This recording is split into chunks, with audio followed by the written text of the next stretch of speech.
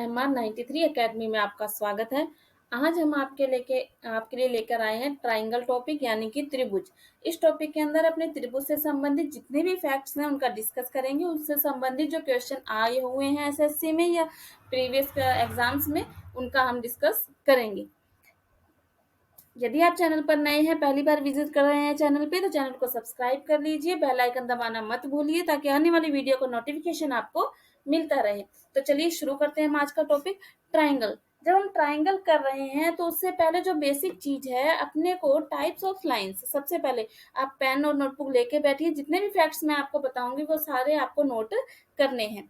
हम छोटे फैक्ट्स से लेकर चलेंगे, एक एक छोटा फैक्ट्स लेते हुए बड़े फैक्ट्स की ओर बढ़ेंगे। सबसे पहले देखो टाइप्स ऑफ लाइन।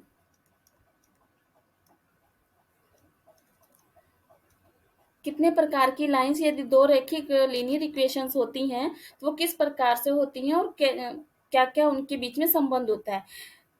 ये दो लीनियर इक्वेशंस यानी कि रेखिक समीकरण हैं जो आपस में एक दूसरे को काटेंगी। तो यहाँ पर जो पॉइंट जहां वो एक दूसरे को काटेंगी, ये हमेशा ही इसका हल होता है जहां वो एक दूसरे को काटती हैं। और इसका हमेशा ही अद्वितीय हल कहेंगे हम इसको, यानी कि केवल एक ही हल होता है, इसके अलावा कोई भी दूसरा हल इसका नहीं होगा। ये कौन सी रेखाएं होती हैं? ये दोनों रेखाएं होती हैं आपस में अंतर विभाजक रेखाएं। ठीक है ना, जो आपस में एक दूसरे को काट रही हैं इनको हम बोलेंगे अंतर विभाजक रेखाएं। दो रेखाएं अगर इस प्रकार से हैं जिनको हम बोलते हैं समांतर रेखाएं। क्या बोलते हैं? समांतर रेखाएं। इनके बीच की दूरी हमेशा समान रहती है, एक दूसरे को कहीं भी नहीं काटती हैं और इसका कोई भी हल नहीं होता है, क्योंकि एक दूसरे को काटेंगी ही नहीं, एक दूसरे को टच ही नहीं करेंगी, तो इसका कोई भी हल नहीं निकलेगा। तीसरी एक लाइन होती है, मतलब दो लीनियर इक्वेशन यदि एक ही लाइन बना ले तो इसको अपने बोलते हैं समवर्ती रेखाएं। क्या बोलेंगे इसे अपने? समवर्ती रेखाएं। इसके अनंत हल होते हैं। कितने हल होते हैं इसके? अनंत हल होते हैं। क्यों? क्योंकि एक लाइन के ऊपर ही दूसरी लाइन बनती है। मान लो एक लाइन पहले ये 3 पॉइंट एक लाइन के हैं और ये दूसरे 3 पॉइंट दूसरी लाइन के, तो अपने ने सबको मिलाया तो ये पूरी एक ही लाइन बनी, मतलब आगे बढ़ाएंगे तो एक ही लाइन बनेगी ये। तो इसके अनंत हल है, मतलब जहां भी ये एक दूसरे को टच कर रही है ये सब क्या है? इसके हल है। तो अनंत हल हो गए। ठीक है। उसके बाद देखिए सबसे इंपॉर्टेंट जो रहेगा हमारा कि इसके अंदर कौन सी, जब कोई दो समांतर रेखाएं इस प्रकार से होती हैं, उनको कोई एक तिर्यक रेखा काटती है, ये ए और ये बी। मैंने आपको बोल दिया कि ये ए और ये बी और ये सी और ये डी दोनों क्या है? समांतर रेखा है, यानी कि ए बी समांतर है सी डी के। और ये कोई पी क्यू जो है वो कोई तिर्यक रेखा है। पी क्यू क्या है? तिर्यक रेखा है।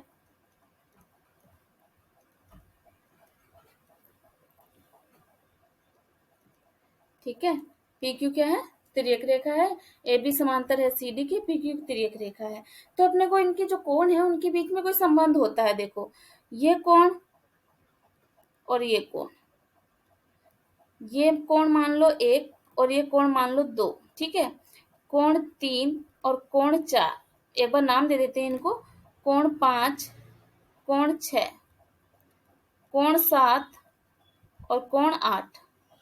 ये हमारे पास 4-8 प्रकार के कोण हो गए। तो इनके बीच में क्या संबंध है? देखो कोण 1 प्लस कोण 2, 1 और 2 को जोड़ेंगे तो दोनों का योग जो है वो 180 डिग्री आना चाहिए, क्योंकि ये क्या है? रेखिक युग्म कोण। क्या है ये? रेखिक युग्म कोण। बात समझ में आ गई? ठीक है। कोण 1 और कोण 2, कोण 4 और कोण 3, इसी प्रकार से कोण 4 और कोण 3 को जोड़ लो, या कोण 5 और कोण 6 को जोड़ लो, आप कोण 7 या कोण 8 को जोड़ लो। ठीक है। फिर एक लाइन पे कोण 1 या कोण 4 को जोड़ लीजिए, कोण 2 और कोण 3 को जोड़ लीजिए, कोण 5 और कोण 8 को जोड़ लीजिए, और कोण 6 और कोण 7 को जोड़ लीजिए। इन सब का योग कितना आएगा? 180, क्योंकि ये सब एक ही रेखा पर बनने वाले रेखिक युग्म कोण हैं। इतनी बात आपको समझ में आ गई होगी। ठीक है। सबके सब देख लीजिए। ठीक है। दूसरा अपने इसके अंदर देखते हैं, कोण 1 बराबर कोण 3, कोण 2 बराबर कोण 4। या आमने सामने के जो कोण आप देख रहे हैं ये क्या होंगे? आपस में बराबर होंगे।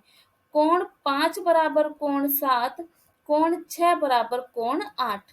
इन कोणों को अपने क्या बोलते हैं? शीर्षाभिमुख कोण। क्या बोलते हैं? शीर्षाभिमुख कोण। शीर्षाभिमुख कोण, ठीक है। अब आगे देखिए कोण 3, ये कोण 3 और ये कोण 6, अंतः कोण है ना दोनों, इनका योग भी क्या होगा 180 डिग्री। अंतः कोणों का योग भी क्या होगा 180 डिग्री। अंतः कोणों का योग कितना होता है 180 डिग्री,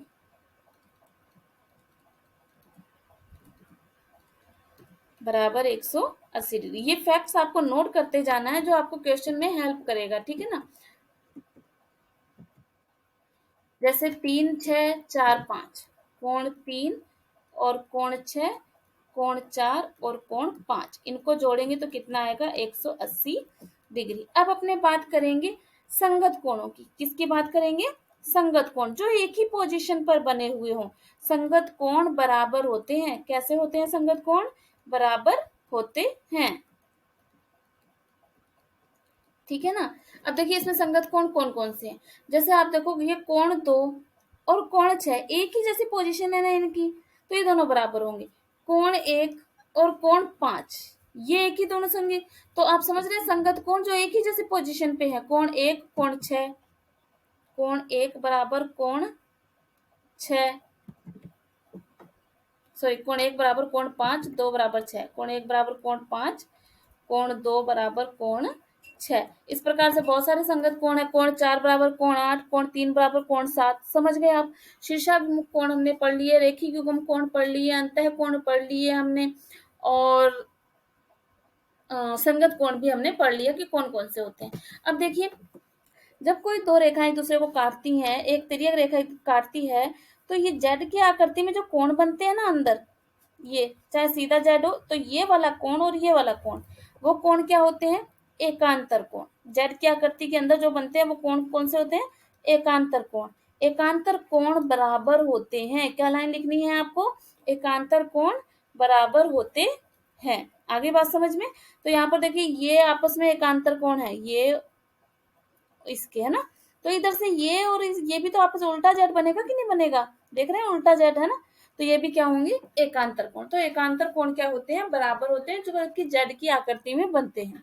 ये बात आपको समझ में आ गई होगी।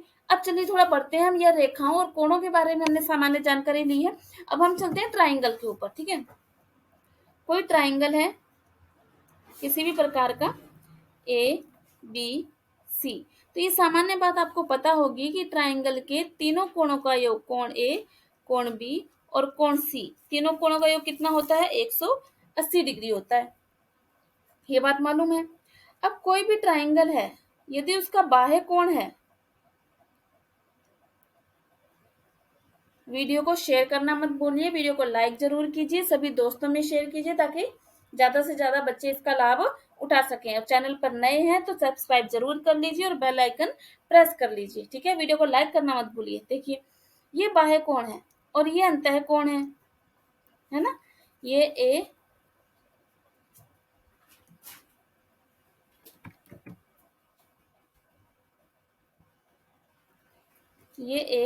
ये बी और ये सी।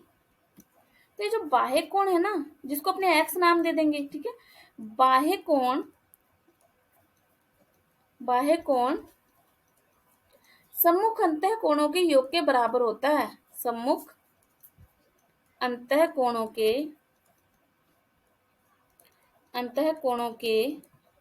योग के बराबर होता है, ठीक है। ये बात समझ में आ गई आपके कि बाह्य कोण का मान सम्मुख अंतः कोणों के योग के बराबर होगा। मतलब अंतः कोण कोण एक और कोण बी को जोड़ेंगे तो कोण एक्स आ जाएगा, ठीक है ना। ऐसे तो बाह्य कोण ये भी हो सकता है, तो ये वाला जो बाह्य कोण है वो इसके सामने वाले कोण के बराबर होगा, मतलब इसके और इसके, समझ रहे हैं बात। किसी को भी आगे बढ़ा लिए तो जो बाह्य कोण आएगा वो सम्मुख अंतः कोणों के योग के बराबर आएगा, ठीक है। आगे चलिए देखिए, कोई भी बहुभुज है, चाहे ट्राइंगल है, चाहे आयत है, चाहे वर्ग है, कुछ भी है, ठीक है ना, तो वो उसको अपने क्या बोलेंगे, बहुभुज। क्या बोलेंगे, बहुभुज। बहुभुज के अंतः कोणों का योग, बहुभुज के सभी अंतः कोणों का योग, सभी अंतः कोणों का योग, बहुभुज के सभी अंतः कोणों का योग कितना होता है, योग होता है n-2 गुणा 180 80। एन, एन है भुजाएं, एन क्या है, भुजाएं की कितनी भुजाएं हैं इसकी, ठीक है ना, एन क्या है, भुजाएं हैं, ठीक है। इस प्रकार से कोई भी षटभुज है चाहे सप्तभुज है, इसकी मान लो 6 भुजाएं है ना, तो अपने क्या करेंगे, 6 माइनस 2 गुणा 180, तो इसके सभी अंतःकोणों का योग आ जाएगा। बहुभुज के सभी बाह्य कोणों का योग, अंतःकोणों को तो हमने पढ़ लिया, बाह्य कोणों का क्या होता है, बहुभुज के सभी बाह्य कोणों का योग, सभी बाह्य कोणों का योग, बाह्य कोणों का योग क्या होगा, 360 डिग्री, क्या होता है, 360 डिग्री ही होता है, ये आपको याद रखना है। आगे इतनी सी बात समझ में नोट कर लीजिए अपनी नोटबुक में, छोटे छोटे फैक्ट्स हैं जो क्वेश्चन को सॉल्व करने में आपकी बहुत हेल्प करते हैं, ठीक है ना। अगर ये चीजें एकदम से माइंड में याद नहीं आएंगी आपको, तो आप कैसे कोई चीज किसी क्वेश्चन के ऊपर अप्लाई कर पाएंगे, ठीक है। नेक्स्ट देखिए, त्रिभुज के प्रकार, त्रिभुज के प्रकार,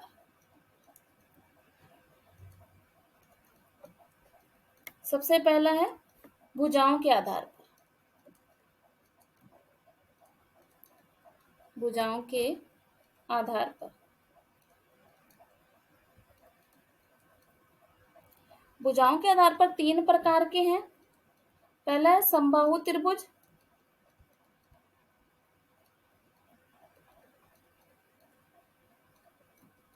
समद्विबाहु त्रिभुज,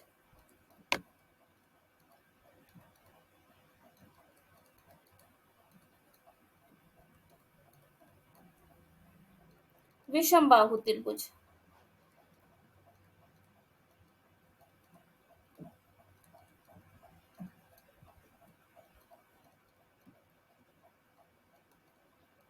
ठीक है ना। समबाहु का नाम से आप समझ गए होंगे, ऐसा त्रिभुज जिसकी तीनों भुजाएं क्या हो, समान हो, समबाहु त्रिभुज। ए, इसकी लंबाई भी ए है, इसकी लंबाई भी ए है, और उसकी लंबाई, ठीक है। समद्विबाहु, जिसकी 2 भुजाएं बराबर हो और तीसरी भुजा अलग हो, उसे क्या कहेंगे, अपने समद्विबाहु त्रिभुज कहेंगे, ठीक है। तीसरा है विषमबाहु, जिसकी तीनों ही भुजाएं अलग अलग हो, उसे अपने क्या कहेंगे, विषमबाहु त्रिभुज कहेंगे। ये तो सामान्य सी बात है, ठीक है। समबाहु त्रिभुज, समद्विबाहु त्रिभुज और विषमबाहु त्रिभुज। नेक्स्ट देखिए, इसी में कोणों के आधार पर, किस आधार पर, कोणों के आधार पर,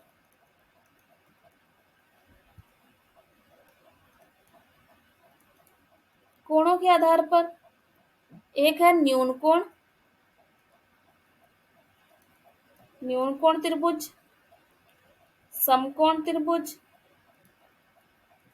और है अधिक कोण त्रिभुज। न्यून कोण, जिसके तीनों कोण 90 डिग्री से कम हो, ठीक है ना, जैसे 60, 60, 60 न्यून कोण हो गया। समकोण त्रिभुज, जिसका एक कोण कितने डिग्री का होना चाहिए, 90 डिग्री का होना चाहिए, वो क्या होगा, समकोण त्रिभुज। अधिक कोण त्रिभुज, जिसका एक कोण अधिक हो 90 डिग्री से, उसे क्या कहेंगे, अपने अधिक कोण त्रिभुज। आगे बात समझ में, ये त्रिभुजों के प्रकार हैं, ठीक है। अभी इनकी प्रॉपर्टीज के बारे में हम अभी पढ़ेंगे, ठीक है ना। नेक्स्ट देखिए, प्रॉपर्टीज ऑफ ट्राइंगल,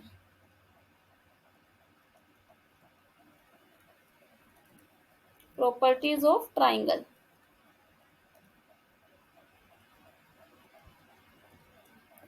दो भुजाओं का योग, त्रिभुज की 2 भुजाओं का योग हमेशा तीसरी भुजा से बड़ा होता है। त्रिभुज की 2 भुजाओं का योग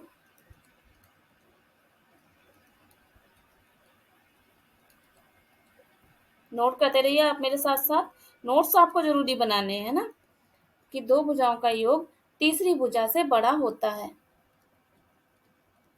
तीसरी भुजा से बड़ा होता है।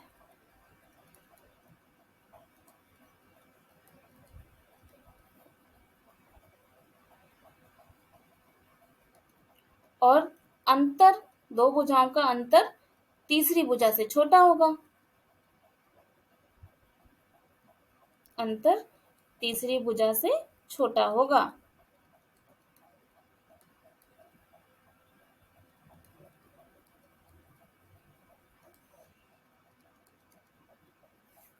ठीक है, ये दोनों चीजें याद रखनी है आपको। अब देखिए, एरिया ऑफ ट्राइंगल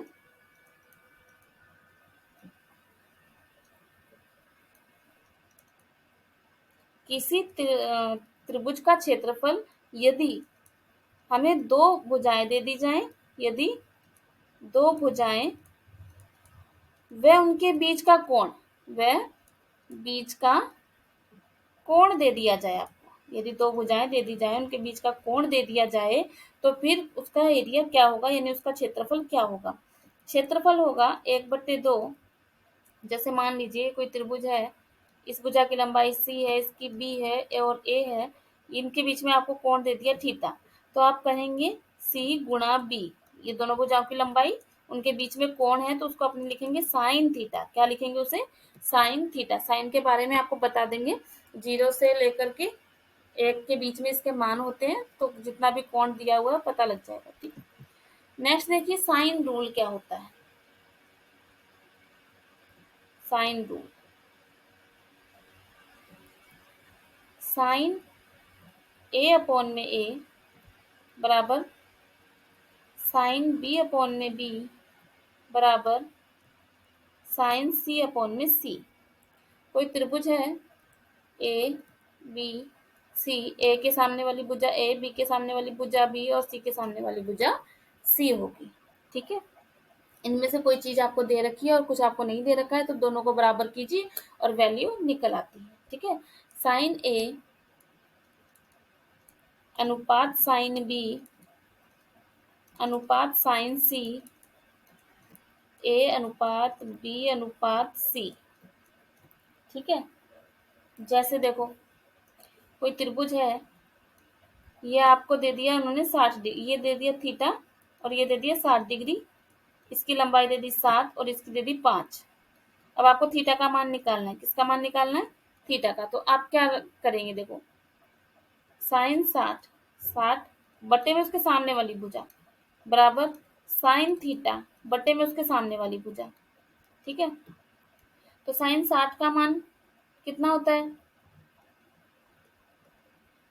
√3/2। ठीक है, गुणा 5 आ जाएगा, इसका 7 का भी गुणा यहाँ आ जाएगा और ये साइन थीटा हो जाएगा। यहाँ से साइन थीटा का मान आ जाएगा हल करेंगे तो। ठीक है, नेक्स्ट देखिए, बड़ी भुजा के विपरीत, नोट कीजिए, देखो बड़ी भुजा के सामने वाला कोण बड़ा होता है। बड़ी भुजा के सामने वाला कोण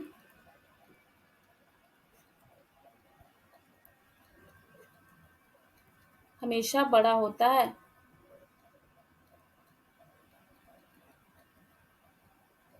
हमेशा बड़ा होता है। साथ ही छोटी भुजा के सामने वाला कोण हमेशा छोटा होता है। छोटी भुजा के सामने वाला कोण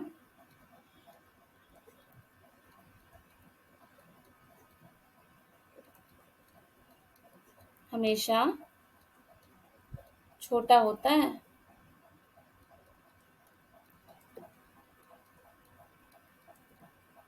ठीक है, यदि दो भुजाएं किसी के बराबर हो तो उनके सम्मुख कोण भी क्या होते हैं? आपस में बराबर होते हैं। ठीक है ना। अब बात करते हैं हम, देखो पाइथागोरस प्रमेय। देखिए इसको एक बार समझ लीजिए। जैसे कोई त्रिभुज है हमारे पास,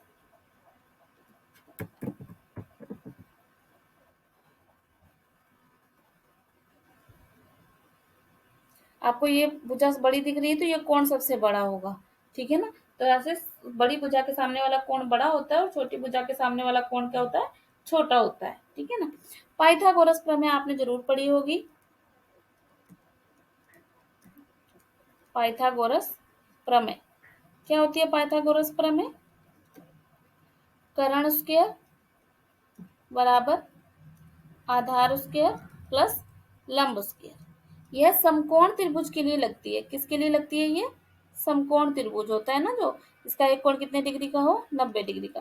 तो 90 डिग्री के सामने वाला क्या होता है? कर्ण होता है और एक इसका आधार होता है और इसका लंब होता है। तो कर्ण की स्क्वायर बराबर होता है आधार स्क्वायर प्लस में लंब स्क्वायर। पाइथागोरस त्रिक होते हैं, जैसे 3, 4, 5, ये हमेशा पाइथागोरस त्रिक बनाता है। 5, 12, 13 यह भी समकोण त्रिभुज बनाता है। 7, 24, 25 ये भी समकोण त्रिभुज बनाते हैं। ये आपको याद होने चाहिए, बहुत हेल्प करते हैं। 3, 4, 5, 5, 12, 13 और 7, 24, 25 ये जब हमें याद रहते हैं तो क्वेश्चन इजी थोड़ा हो पाता है हमारा। ठीक है, तो इनको याद रखिए, ये पाइथागोरस त्रिक ही बनाते हैं। ठीक है ना। अभी हमने पढ़ा था साइन रूल पढ़ा था, तो वैसे ही अभी हम पढ़ेंगे कोसाइन रूल।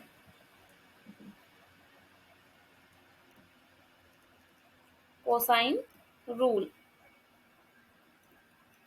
यदि आपको कोई 3 साइड दे दे, 3 भुजाएं दे दे और साथ में एक एंगल दे दे, कोई एक कोण दे दे, ये चीज आपको दी हो, तब कोसाइन रूल लगाएंगे आप। ठीक है ना। कोई आपको 3 चीजें गिवन होंगी, दे रखी होंगी, उसमें से एक चीज आपसे fourth can be find out.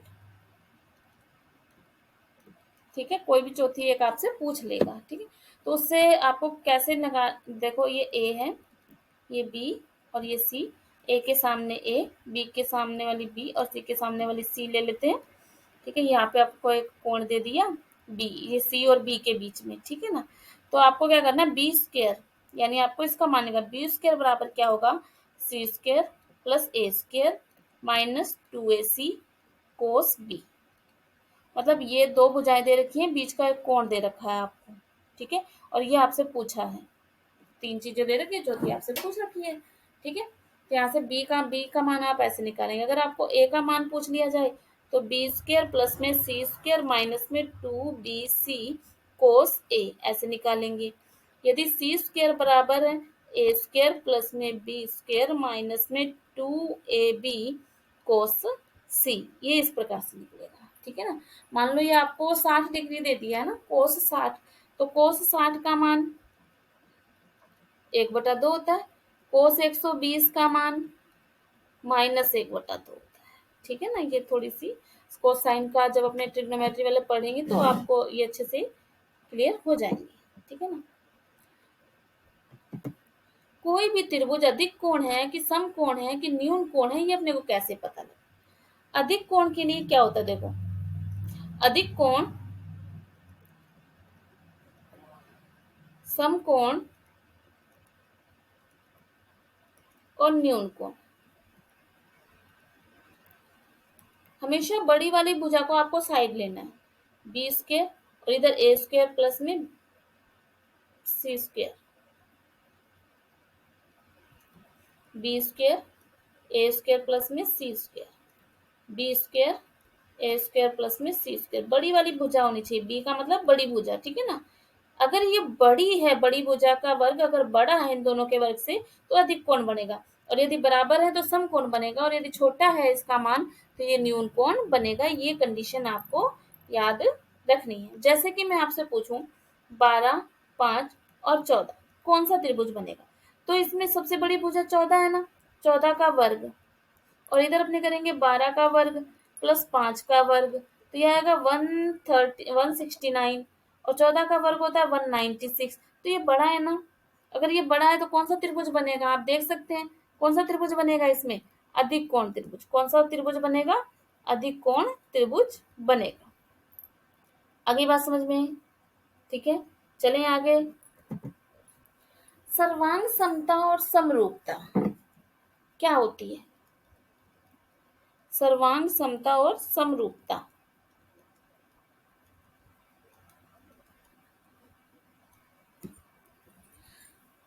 समरूप। सर्वांग सम का मतलब आप समझ सकते हैं कॉपी पेस्ट।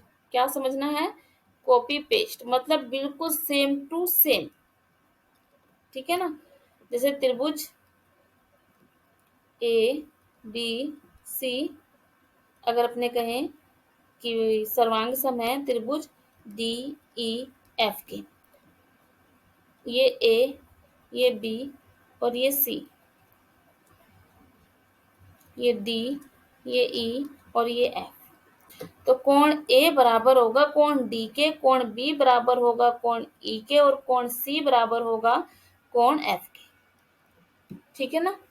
इसी प्रकार से देखो मैं लिख देती हूँ, कोण ए बराबर कोण डी, ये क्रम बिल्कुल मैच करना चाहिए आपका। कोण बी बराबर कोण ई, कोण सी बराबर कोण एफ।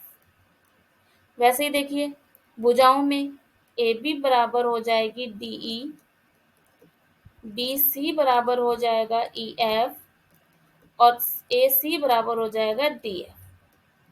ठीक है, मतलब इनके हर कोण बराबर होते हैं और इनकी भुजाएं भी बराबर होती हैं। अब इधर बात करें अगर अपने समरूप की, P Q R, X Y Z, ये यानी पी क्यू आर समरूप है एक्स वाई जेड। इनके कोण तो बराबर होंगे, कोण P बराबर होगा कोण X के, कोण Q बराबर होगा कोण Y के, कोण R बराबर होगा कोण Z के, लेकिन इनकी भुजाएं बराबर नहीं होंगी, भुजाओं का रेशो बराबर होगा, भुजाओं का अनुपात बराबर होगा, भुजाएं बराबर नहीं होंगी। ये सिर्फ देखने में एक जैसी लगेंगी, वास्तव में ये चीजें बराबर नहीं होंगी। आगे बात समझ में है, ठीक है। समरूप और सर्वांग सम का क्या मतलब है। अब सर्वांग समता किस किस नियम से होती है, देखिए सर्वांग समता किस किस नियम से होगी।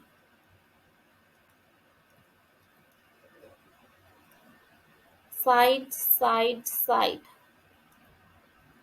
Side angle side, angle side angle, angle angle side. ये देख, साइड साइड साइड का मतलब है भुजा भुजा भुजा नियम, भुजा भुजा और भुजा नियम से। यदि तीन भुजाएं बराबर हो जाएं तो वो सर्वांग सम हो जाएगा। यदि किसी त्रिभुज की दो भुजाएं और उनके बीच का कोण बराबर हो जाए तो वो सर्वांग सम हो जाएंगी। इसी प्रकार दो एंगल और उसके बीच की भुजा आपस में बराबर हो जाएं तो वो सर्वांग सम हो जाएंगी। दो कोण और एक भुजा बराबर हो जाए तो वो सर्वांग सम होंगी। और 90 डिग्री का कोण एक बराबर हो जाए, भुजा बराबर हो जाए, तो वो भी क्या हो गई, सर्वांग सम होंगी। ये सर्वांग समता के नियम है। भुजा भुजा भुजा, भुजा कोण भुजा, कोण भुजा भुजा, इस तरह से आपको ये पूरे पूरे नाम लिख लेने हैं। ठीक है। एरिया ऑफ ट्राइंगल, क्या होता है एरिया ऑफ ट्राइंगल।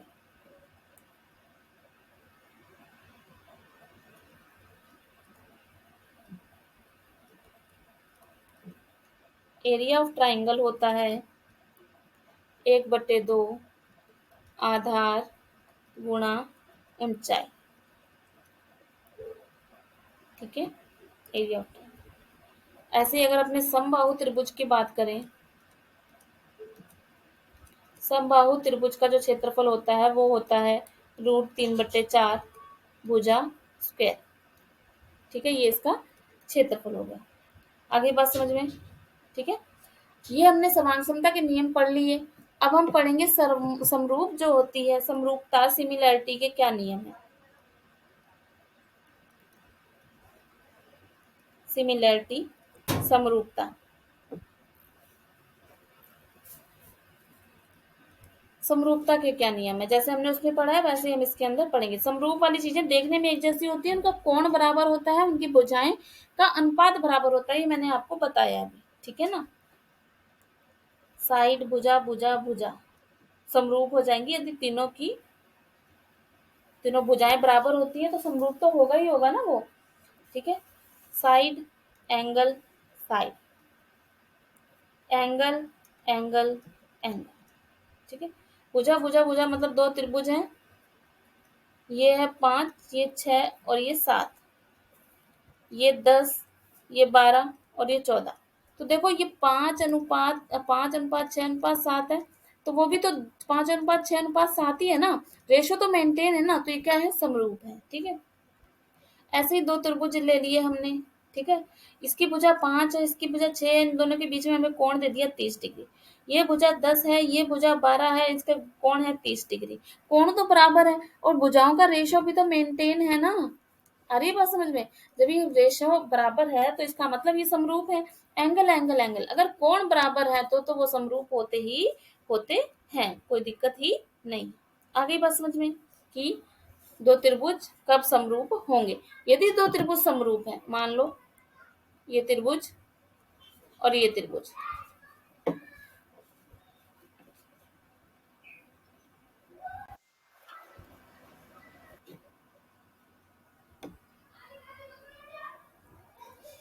देखिए दो त्रिभुज ए बी सी और पी क्यू आर, ये क्या है? समरूप। ये समरूप का निशान है। तो कोण ए बराबर होगा कोण पी के, और कोण बी बराबर होगा कोण क्यू के, और कोण सी बराबर होगा कोण आर की। ये जो क्रम है ए बी सी और पी क्यू आर, ये क्रम बराबर रहना चाहिए आपका, ठीक है ना? ये क्रम मेंटेन होना चाहिए जब आप समरूपता को लिखते हो। आगे बात समझ में? चलिए अब आगे चलते हैं। देखिए एक बहुत ही इंपॉर्टेंट, एरिया ऑफ एबीसी, अगर वो समरूप हैं तो एरिया ऑफ त्रिभुज एबीसी और एरिया ऑफ त्रिभुज P Q are, area of त्रिभुज पी क्यू आर, इनका जो एरिया होता है वो भुजा के वर्ग के बराबर होता है, ठीक है ना? भुजा के वर्ग के बराबर होता है, यानी ए की स्क्वायर बटा पी की स्क्वायर। अब हम करेंगे थेल्स थ्योरम। कौन सी? Thales theorem. थेल्स थ्योरम, ध्यान से सुनिए। देखो एक त्रिभुज है, इसके समांतर ये कोई रेखा है, यानी बीसी के समांतर एक रेखा हमने खींची डीई। कौन सी? डीई, यानी कि बीसी के समांतर रेखा है डीई। तो त्रिभुज ए डीई समरूप होता है त्रिभुज एबीसी के, ये बात आपको याद रखनी है। साथ ही एडी बटा डीबी बराबर होता है एई बटा ईसी, मतलब इनका अनुपात आपस में क्या होता है? बराबर होता है। यदि ये जो डी है वो मिड पॉइंट हो, if D is mid point, यदि डी क्या हो? मध्य बिंदु हो, तो क्या होगा? तो एडी बटा डीबी और एई बटा ईसी का अनुपात बराबर होगा, वो भी कितना? 1/1। एक सबसे इंपॉर्टेंट जो बात है कि जो बीसी होती है वो बराबर होती है 2DE के। त्रिभुज बनाया हमने, ये बीसी, ये ए, ये समांतर डीई। तो ये जो डीई होती है, ये अगर मिड पॉइंट है ना इनके, तो जो डीई है वो बराबर, सॉरी जो बीसी है वो बराबर होती है 2DE के, ठीक है ना? नेक्स्ट देखिए, यही बात यदि हमने दो समांतर रेखाएं खींची, कितनी? दो समांतर रेखाएं खींची, ये A B C D E F G, तो इसमें क्या होगा? देखो ए बी वही अनुपात, ए बी बटा ए ई बराबर बी सी बटा ई एफ बराबर सी डी बटा एफ जी, ठीक है? इसमें ज्यादा वो नहीं है, सिर्फ आपको ये रेशो मेंटेन रहता है, ये चीज याद रखनी। आगे देखिए एरिया ऑफ ट्राइंगल, यदि भुजाएं दी हुई हो, एरिया ऑफ ट्राइंगल यदि क्या दे रखी हो अपने को? साइड्स, यानी कि भुजाएं दी हुई हो, तो root S, S minus A, S minus B, S minus C. सी एस क्या है? एस होता है A plus B plus C बटा 2, यहाँ से आएगी एस की वैल्यू, फिर आप एस की वैल्यू से यहाँ पर पुट करोगे तो आपका एरिया ऑफ ट्राइंगल आ जाएगा। आगे बात समझ में? ये सारे बेसिक कॉन्सेप्ट थे हमारे किसी ट्राइंगल को लेकर। यदि आप ट्राइंगल के क्वेश्चन करने जा रहे हो तो आपको ये सारी चीजें पता होनी चाहिए कि कौन सी भुजा किसके बराबर होती है, कौन सा त्रिभुज किसके बराबर होता है, तो हम इसके क्वेश्चन इजीली कर पाते हैं। अब हम आपके लिए क्वेश्चन लेकर के आएंगे इसके लिए, तो तब तक के पढ़ते रहिए। वीडियो को शेयर कर लीजिए ज़्यादा से ज़्यादा, चैनल पर नए हैं तो सब्सक्राइब कर लीजिए, बेल आइकन जरूर प्रेस कर लीजिए ताकि आने वाली वीडियो का नोटिफिकेशन आपको मिलता रहे। वीडियो को लाइक करना मत भूलिए, पढ़ते रहिए। मिलते हैं नए वीडियो में नए टॉपिक के साथ, तब तक खुश रहिए, पढ़ते रहिए। धन्यवाद।